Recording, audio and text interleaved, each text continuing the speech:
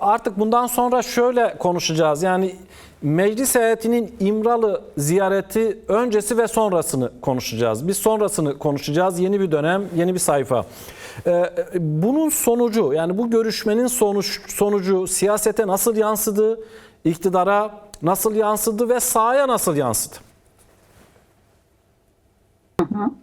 Şimdi Erdal, öncelikle bu ziyaretin çok kritik ve aslında süreç açısından bir virajın aşılması anlamında tarihi bir adım olduğunu pek çok yorumcu değerlendiriyor. Ben de önce buradan başlayayım. Hakikaten çok önemli bir virajın aşılmasını sağlayan çok özel bir adımdı bu. Çünkü biliyorsunuz Kürt meselesi 90'lı yıllardan bu yana askeri vesayet muhataplığı içinde güvenlikçi politikaların bir parçası olarak sürekli gündemdeki yerini korudu ve muhataplığının sınırları da güvenlikçi bürokrasinin çeperi ve çerçevesi içerisindeydi. Sonra istihbarata devredildi bir nevi, ama ilk defa siyasetin, siyasal temsil sahasının açık meşruluğu içerisinde Kürt meselesi artık tartışılan, konuşulan bir evreye geçmiş oldu. Bu siyaset masa demek, masa müzakere demek, müzakere çözüm mutabakatlarının kurulması demek. Ve açıkçası bir masanın artık kurulma aşamasının kendisinde olduğumuzu söylüyor. Ayrıca sürecin aslında bizim Mayıs ayından beri ağırlıklı olarak Kürt hareketinden duyduğumuz yeni aşamaya geçiş, devlet sorumluluklarının üstlenmesi gibi çağrılar ve Eylül'den bu yana ikinci aşamaya geçildiğine dair söylemler çok oluyordu, biliyorsun. Aslında İmralı ziyareti bu ikinci adımın ana zemini oluyor. İkinci adımın artık başlamış olduğunun, gerçek anlamda başlamış olduğunda ilanı oluyor. Bunun da altını çizmek gerekiyor. Dolayısıyla hem muhataplık ve meşruiyetlik biçiminin siyasal temsil sahalarıyla karşılanmış olması, hem ikinci aşamanın çok önemli bir başlangıç zeminini kurmuş olması, bunun simgesel anlamını içeriyor olması, hem de aslına bakarsanız sürecin başından bu yana devlet adına iktidarın attığı tek adım olan komisyonun işlevinin o çok zamana yayılan işlevinin nihayet bir sonuç doğurma olasılığını da güçlendiren bir adım olarak karşımızda duruyor. Bu anlamıyla önce ziyaretin hakkını teslim etmek gerekiyor. Elbette ziyaretin heyetinin temsil adreslerinin sınırlı olması, DEM, AKP ve MHP temsil alanlarına ait olması, CHP'nin ki Türkiye'deki en önemli ana akım muhalefet siyaseti, biliyorsunuz, ve aslında sürecin bu başından bu yana AKP'ye alternatif bir siyasal adres olup olamayacağı, özellikle yeni Demokratik Türkiye Cumhuriyeti'nin kendisinde acaba siyasal bir adres olup olamayacağı konusunda tartışılan ve bu konuda olsun istenen bir adresti ve bu adres temsilci vermeyerek aslında muhalefet sahası açısından çok önemli başka bir yola savrulma olasılık ve riskini de göstermiş oldu. Onlar olsun ya da Yeni Yol grubundan birileri temsilci olsa çok çok daha iyi olurdu, ama bu sonuçta şu değeri değiştirmiyor. Kürt meselesi ve Sayın Abdullah Öcalan'ın muhataplık ve sürecin siyasal meşruluk zeminleri, siyasal sorumluluk alanları artık resmen ve açıkça tanımlanmış ve harekete geçmiş olması gereken bir duruma işaret ediyor. Bu siyasallaşma bağlamı temsil eksikliği yıkmaz. Sadece temsil eksikliği şunu söyler bize gibi geliyor. Bir tanesi, CHP'nin sürecin çözümün yanında Kürtlerle ortak güç oluşturan bir yerde durmak ve yeni Türkiye'nin, demokratik Türkiye'nin siyasetine talip olan bir parti olarak dönüşme iddiasında bir geriye düşüşü ifade eder. 20. yüzyılın siyasal argümanları ve taban tutuculuğuna teslim olma olasılıklarının güçlü olduğunu ifade eder ve aslında önümüzdeki yüzyılın önemli siyaset kurucu bir gücü olarak açığa çıkmasında sorunlar olduğunu bize söyler. Aldığı kararla CHP bir nevi 20. yüzyılın bildiğimiz bütün sorunları üreten Cumhuriyet'in ana aklından çok da ayrışamadığını da bir nevi göstermiş olabilir. Çünkü bunu ayrıca belki tartışırız. Bütün bunlara rağmen önce ziyaretin tarihsel anlamının bütün bunların yıkmayacağını, eksiltmeyeceğini de söylemek istiyorum. Bir ikincisi işte siyasetin yansımalarından, topluma yansımalarından bahsetmek isterim. Biz henüz sahasını yeni başlattığımız bir çalışma olmakla beraber sahada heyetin gitme kararı aldığından bu yana sokakta gözlemlediğimiz, ölçebildiğimiz tepkilerden yola çıkarak önce şunun altını çizeyim. İlk defa süreç başladığından bu yana ilk defa Kürtler arasında ağırlıklı esas olarak sürecin daha ciddi algılanması, bu sürecin bir şey doğurma potansiyelinin daha güçlü olması, sürece dönük umut duygusunun biraz belirgin bir biçimde yükselmesine tanık olduk. Bu adım aslında biraz bunu da bize hissettiriyor. Başından beri sürecin toplumsallaşması ama toplumun sürece güvenmesinin en önemli koşulunun adımların karşılıklılık ilkesi olduğunu hep söylüyorduk. Ve hükümet kanadından, devlet kanadından ciddi adımların atılamıyor olması, sürecin ihtiyaç duyduğu adımların atılmıyor ya da her küçük olan sıradan gerekli olan durumların bile sorunsallaştırılarak ilerletiliyor olması toplumda güvensizlik yaratıyordu. Bu defa devlet kanadından, hükümet kanadından gelmiş olan bir adımın varlığının toplumda yaşattığı olumlu duygu hanesinin kendisine de dikkat çekmek gerekiyor. Ziyareti sokak çok önemsedi. Sokak ziyarete çok önemli anlamlar biçiyor. Meclisin rolünü oynayabilme kapasitesi açısından bir başlangıç olabilme olasılığını çok daha ciddi değerlendirmeye başlıyor ama sokak esas olarak şunu da soruyor en başta da. Bu ziyaretin devamı gelecek mi? Bu ziyaretin ardından ortaya çıkabilecek Meclis Komisyonu ortaya çıkaracağı çerçeve metnin kendisinde ne tür güvenceler yer alacak? Bu görüşmelerin devamlılığını sağlayabilecek sağlıklı, güvenli ve adil koşullar artık Sayın Abdullah Öcalan açısından geçerli hale gelebilecek mi? Bu aşamaya gelebilecek mi? Tersinden başlayan, dünya deneyimlerinden farklı olarak tersinden başlayan bu sürecin masada müzakere ve mutabakatlık sürecini güçlendirecek biçimde ilerleyebileceğini söyleyen aşamanın kendisini kurabilecek mi? Bütün bunların kendisi bir soru işareti. Ziyaretin devamının gelmesi ve giderek daha adil koşullarda ve daha geniş çeperli sivil muhataplıkların kurulması meselesi sokağın gündeminde.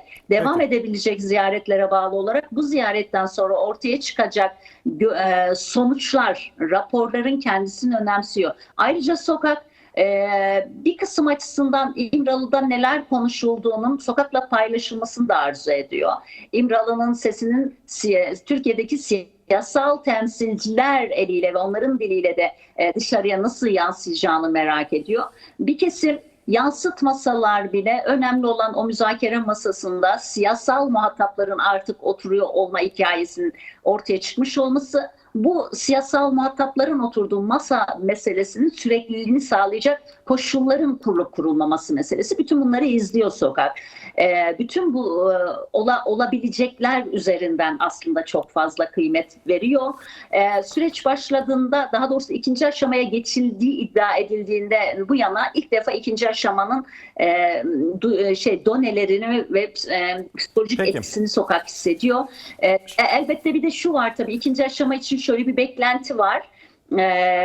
Biz aslında sokak, Kürtler çok uzun zamandır daha önceki pratiklerin akametinin de bir sonucu olarak somut, izlenebilir, görülebilir ve hayatlarına dokunan bazı girişimler istiyorlar. İşte tam bu noktada yasal bazı düzenlemelere kulak kesmiş durumdalar. Bu ziyaretin ve kurulmuş siyasal muhataplıklı masanın tam olarak somutluklar üretmesini ikinci aşamanın esas olarak anlamının da burada ortaya çıkacağını düşünüyor. Dolayısıyla pek çok yasal düzenleme beklentisinin de söz konusu olduğunu, sokak açısından söz konusu olduğunu söylemek lazım.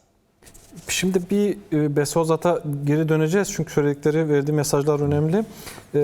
Yüksel Genç'le devam edelim. Yüksel, aslında Gülistan Kılıç Koçyiğit'in verdiği 3 tane de mesaj var. Yani görüşmede. Diyor ki birincisi tutumundan kaynaklı, kararlılığından kaynaklı sürece yaptığı katkılardan dolayı Devlet Bahçeli'ye özel bir teşekkür var. Bu bir. İkincisi hatta işte Umut Hakkı'nı gündeme getirdiği için Umut Hakkı üzerinden de bir belirleme var. Diğeri tabii sürecin yönetilmesiyle ilgili koşulların düzeltilmesi gerekiyor.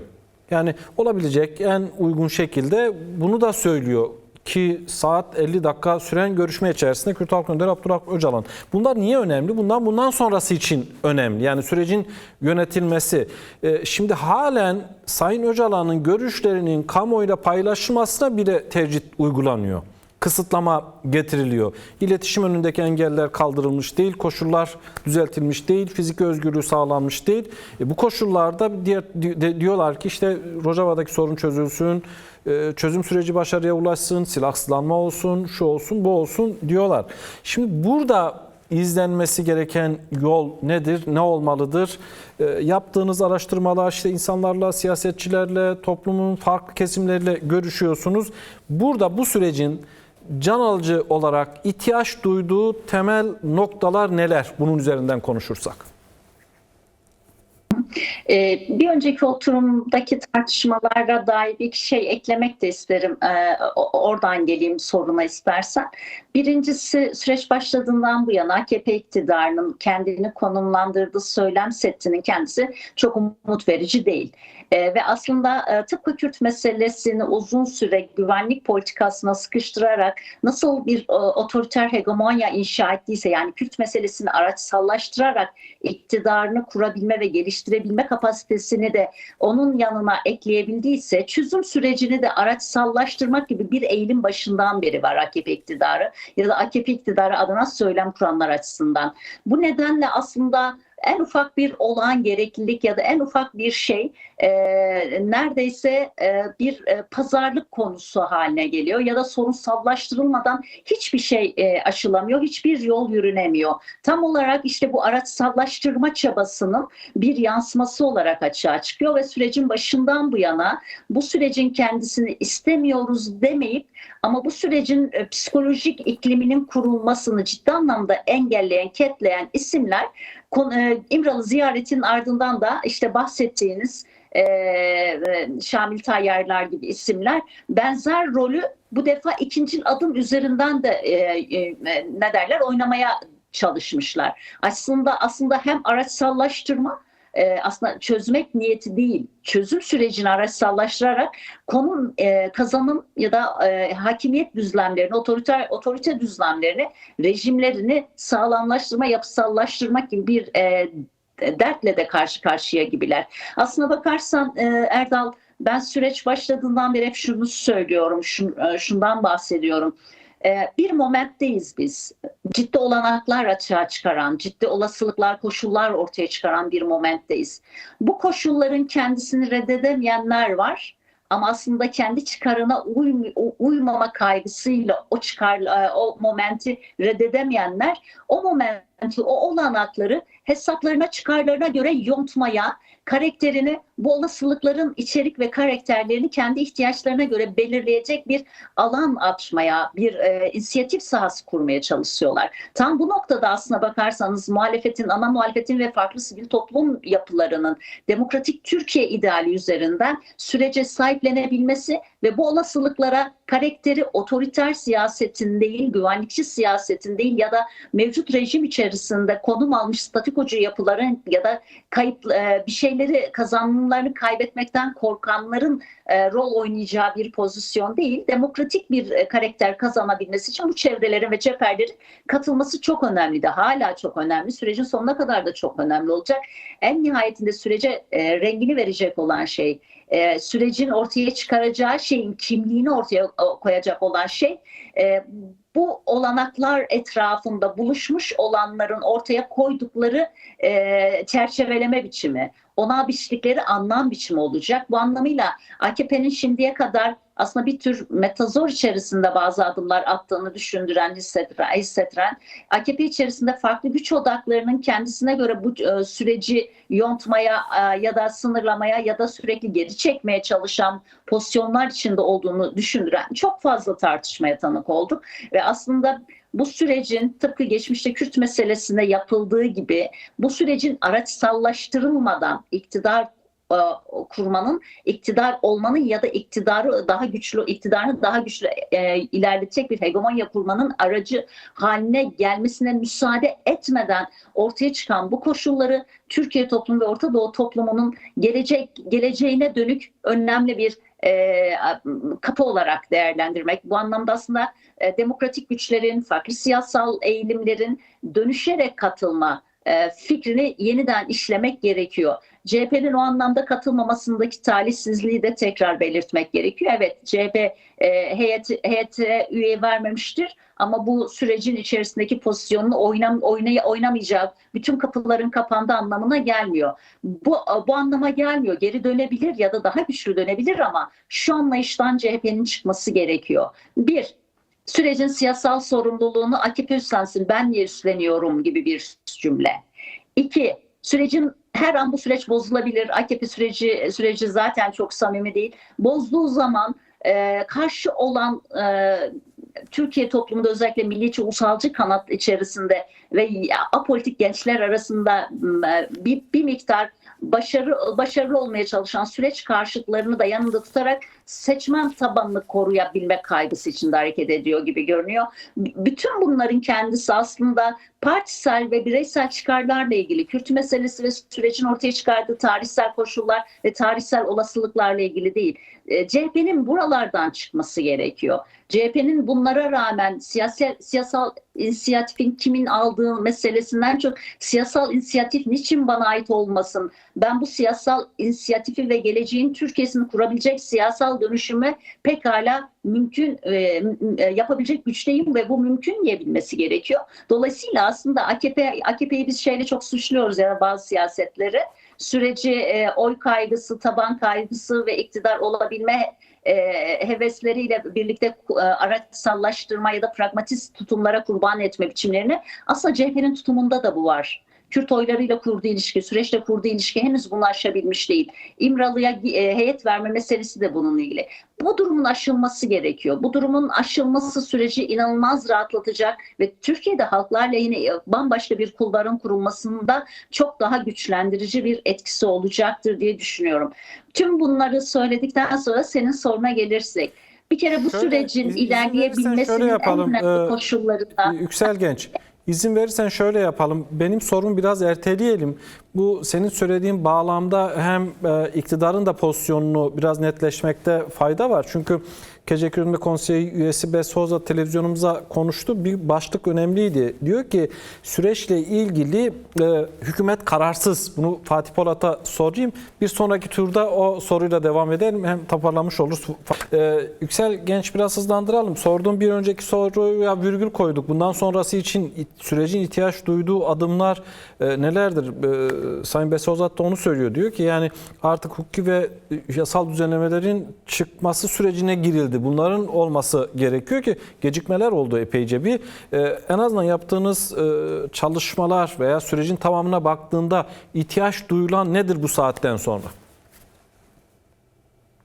Aslında Erdal şimdiye kadar hem güven arttırıcı önlemler çerçevesinde hem yol temizliği çerçevesinde bazı adımların atılmış olması gerekirdi. Atılmadı. Neydi bunlar? İşte siyasi tutsakların bırakılması, hasta tutsakların bırakılması, cezası bitmiş olup bir hukuk garabeti olarak tutulanların bırakılması, aslında iklimin oluşturulması açısından, güven ortamının oluşturulması açısından çok gerekliydi. Yine işte süreç başladığından beri daha önce bir paket çıktı. O pakette infaz yasasında beklenen değişikliğin yapılması gerekirken yapılmaması, hala 11. pakette bile böyle buna uygun bir yasal düzenleme dün açıkladılar, görünmüyor ne yazık ki. Oysa bir infaz yasası düzenlemesi gerekiyor Türkiye'de, yol temizliğinin bir parçası olarak, ama aynı zamanda Bese Hozat'ın da bahsettiği özgürlük yasalarının çıkabilme koşulunun alt zemin açısından da doğru dürüst bir infaz yasasının, terörle mücadele yasasının o kaldırılmasının da gerekiyor ve bunlarla ilgili hazırlıkların ikinci aşamaya gelmeden önce aslında büyük oranda tamamlanmış olması gerekiyordu. Yapılmadı bunlar. Bunların bir an önce yapılması gerekiyor. Bizim saha araştırmalarımızda bunların yapılması gerektiğini düşünenlerin oranı şöyle söyleyeyim, %70'ler dolayında aslında neredeyse her 5 Kürt'ten 3,5-4'e yakını, daha doğrusu her 4 Kürt'ten 4'e yakını bu süreçlerin şimdi olmuş olması gerektiğini söylüyordu. Bunların çok hızlı yapılması gerekiyor. Bunlar için özel yasal düzenlemeye, bazıları için özel yasal düzenlemeye gerek yok. Diğerlerinin ise yapılması sanıldığından çok daha kolay aslına bakarsan. Yine umut hakkının uygulanması başından bu yana bizim neredeyse yine her %70'lere yakın bir biçimde umut hakkının uygulanması gerektiğini söylüyor insanlar, sokaktakiler. Çok haklılar. Siz siyasal bir müzakere masası kuruyorsunuz. Bu müzakere masasının karşı tarafındaki baş müzakereci adil, eşit koşullara sahip değil. İradesini sağlıklı bir biçimde yansıtabileceği, gösterebileceği ve bu iradenin gerektirdiği dönüşümleri sağlayabileceği hiçbir koşula sahip değil. Şimdiye kadar yapılmamış ama ikinci aşamaya geçtiğimizde aslında yapılmış olması gerekenlerin başında bir de bu durum var. Baş müzakerecinin koşullarının adil, eşit ve özgür koşullara sahip olması, süreci yürütebilir koşullara sahip olması. Çünkü Sayın Öcalan'ın koşullarının adil ve eşit olmaması sokakta yürüyen sürece güven duyma duygusunu en önemli ketleyen yanlardan biri. Kaldı ki sürecin hakkaniyet açısından da sorunlu. Bütün bunların çok hızlı yapılması gerekiyor. Ama bununla birlikte aslında söylemek isterim Erdal. Biliyorsunuz 27 Şubat deklarasyonunda deklarasyon sonunda şöyle bir cümle geçti. Sayın Öcalan'ın sözlü olarak beyan edilmesini istediği, devlet yetkililerinin de onayladığı, dolayısıyla mutabakat içinde olunan bir cümle geçti. Dendi ki kuşkusuz silah bırakma ve fesihin tamamlanması için, pratik olarak tamamlanabilmesi için demokratik siyaset ve hukuken tanınırlık hakkının hukuken tanınırlıkların sağlanması, hukuki gerekliliklerin yerine getirilmesi gerekiyor dendi. Bunlar olmadan tamamen silahsızlanma ve fesih biçiminin gerçekleşmeyeceği anlamı da çıkıyor o ilgili cümlede. Yine PKK'nın Mayıs Kongresi'nde aldığı kararda silahsızlanma ve fesih halinin sonlanabilmesi, bu sürecin sonlanabilmesi için bile hani salt Türkiye'de silahsızlanmaya odaklanıyorlar ya, çözüm demokrasiye çok odaklanmıyorlar ya propaganda dili içerisinde. Bunun için bile aslında örgüt Mayıs ayındaki kongresinde hem demokratik siyaset koşullarını oluşturması, hem hukuki tanınırlık ve hukuki gerekliliklerin yerine getirilmesi, ama aynı zamanda sürecin baş müzakerecisini sağlıklı koşullarda olabilmesini sağlayabilecek biçimde umut hakkının tanınmasının ardından kendilerinin alınan kararları bir bütün ve çok daha hızlı bir biçimde uygulayacağını söylüyor. Dolayısıyla aslında Türkiye'de bu koşulların da ikinci aşamada sağlanması gerekiyor. Bunlar müzakere ve mutabakat aşamalarının güvenlik ve sağlıklılığı açısından da gerekiyor. Geri dönüşlerin de güvenilir bir biçimde olması açısından da gerekiyor. Ayrıca şunu belirtmek gerekiyor. Bu süreç başından bu yana aslında odaklandığı 3 ana çerçeve var. Bir tanesi Türkiye'de düşünce özgürlüğünün çerçevesinin genişletilmesi ve güvencelenmesi. Çünkü artık bir şeyin yasal olarak yazılması yetmiyor. Onun güvencelerinin de güçlendirilmesi gerekiyor. Türkiye'deki hukukun içine düştüğü durum yüzünden bunu söylüyorum. Bir tanesi örgütlenme özgürlüğünün çerçevesinin genişletilmesi ve güvencelenmesi.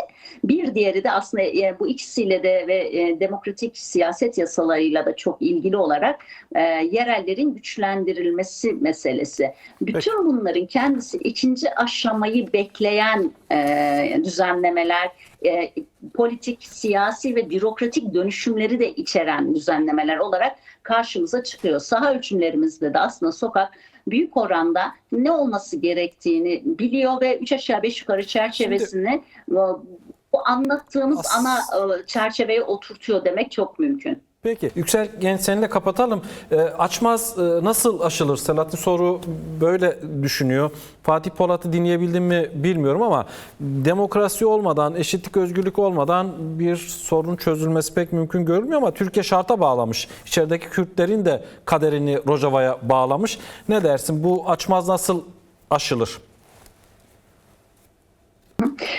Kusura bakmayın, teknik meseleden dolayı Normal, yok, rica ederiz. dinleyemedim arkadaş. Ama şunu söyleyeyim, Kürt meselesinin diğer parçalarını konuşmak ve ilgi göstermek Türkiye açısından konunun jeopolitik bağlamı itibariyle anlaşılır olmakla birlikte konunun politik çerçevelenmesini, bölgesel çıkarları Kürtleri dışlayarak ya da Kürtleri güç ortağı olmaktan uzaklaştırarak ortaya koyan bir Türkiye formu olduğu sürece çözüm değil, çözümsüzlüğün devamı üzerinden bir yol alındığı gelir ve aslında diğer parçalardaki pozisyonları gündemleştirmek, kendisi Türkiye'deki parçadaki pozisyonun çözülebilme koşulunun diğer parçalarının da çözümünün anahtarı olabileceğini öncelememek bazen çoğu kez bir işgüzarlık olarak aslında yansıyor. Türkiye'nin Rojava üzerinden kurduğu söylem ve aslında Türkiye'de tamam sen silah bırakıyorsun ya da çözüme geliyorsun ama biz seni değil öbürünü istiyoruz, şu parça istiyoruz gibi basitleştirirsek söylem biçimi aslında bir yerde bir işgüzarlık içerir. İkincisi bir çözümsüzlük pozisyonun sürebilmesiyle ilgili yeni bir alan arayışına da içerdiğini düşündürebilir. Üçüncüsü aslında Türkiye, Kürt meselesi 2013-15 sürecini de hatırlayın lütfen. Kürt meselesiyle ilgili kurduğu bağ aslına bakarsanız bir yandan içerideki iktidar sürecini tahkim etmek, öte yandan bölgesel bir güç olabilmek için Kürt meselesi ve Kürtlerle ilişkileri değerlendirebilmek, kullanabilmekle ilgili gelişmişti. Şimdi de aslında Türkiye Kürtlerle 2013-15 süreci içerisinde yapamadığını düşündüğü şeyi El-Şera ve Körfez ülkeleri hattı üzerinden bir planlamak istiyor. Bir ajanda, bir hedef var daha doğrusu Orta Doğu ile ilgili ve bu hedefin kendisinde Kürtlerin oluşturduğu güç, aktörlük pozisyonunu kendisi için riskli, tehlikeli ya da aslında rahat ilerleyebilmesini engelleyici bir yerde görüyor. Dolayısıyla Türkiye'nin Suriye politikasıyla ilişkili olarak Rojava'ya yönelim biçimini hem değerlendirmek gerekiyor hem de Kürt meselesindeki çözüm algısını bertaraf etmek, aslında çözüm değil, yeni bir çözümsüzlük olasılığını çerçevelemek ve bunun üzerinden iktidar kurmakla ilgili olası bir imkanı da elinin altında tutmak istiyor gibi görünüyor. Tüm bunlarla beraber ne olursa olsun içinde bulunduğumuz moment ve koşulun kendisi Türkiye'ye aslında makul olarak şunu söylüyor: kendi içindeki Kürt meselelerini çöz ve Kürt meselesiyle çözülmüş demokratik bir Türkiye formu kur. Bu form bugün sistem arayışı içerisinde olan ve yeniden dizayn edilen Orta Doğu'ya da model olsun. Eğer Rojava, Roşalat, Başur gibi Kürdistan hatlarının tehdit olmasında Türkiye hakikaten istemiyor ise, bunu bir tehdit olarak algılanmasını da istemiyor ise, içeriden kuracağı modelin diğer parçalar içinde bir örneklik olacağını bilmek durumunda. Sonra arkadaşın ifade ettiği şey çok haklı. Şara'ya demokrasi önermesi Kürtlere silah bırakmayı önermesinden çok daha gerçekçi. Yine Türkiye içerisinde sürekli salt olayı bir silahsızlanma mevzusu olarak ele almaktansa Türkiye'nin büyük demokrasi dönüşümü olarak ele alması ve buna göre bir gelecek Türkiye kurması çok daha gerçekçi ve çok daha esaslı. Tam olarak belki de AKP iktidarının tırnak içinde farklı anlamlar yüklesek bile Orta Doğu'ya açılımının da anahtarının bu olduğunu söylemek gerekiyor. Son bir cümle: bu süreç başladığından bu yana hep şu çok söylendi: bu bir barış süreci mi, bu bir çözüm süreci mi, çok farklı, tam da öyle değil, tam da böyle değil gibi kavramlar çok söylendi. Tam da bu noktada bu aslında demokratik Türkiye toplumunun yeni bir ufuk açma çabası. Buna işte Türk-Kürt İttifakı, Türk-Kürt-Arap İttifakı vesaire diyebiliriz ama içinde demokratizasyon içeren bir süreç. Bu süreç halklar arası birliği ve birlikte güç olarak yeni bir dünya kurma alternatifinin güncellenmesi, tam da bu güncellenen şeyin Suriye içinde, İran içinde, Irak içinde, işte Filistin içinde, İsrail içinde geçerli olabilme koşulunun öncülüğünü yapmak çok mümkün. Bu anlamda çözümsüzlüğü üreten şeyler değil, çözümsüzlükte iktidar kuran anlayış değil, çözümü üreten ve çözümün ortaya çıkardığı koşullar içerisinde dinamize olmuş yeni form ve modellere hem Türkiye'nin hem Orta Doğu'nun ihtiyacı var. Bunu başaran ancak gerçek anlamda tarihe kalacak ve öncü bir toplum aktör olacaktır. Bunu da söylemiş olalım. Peki,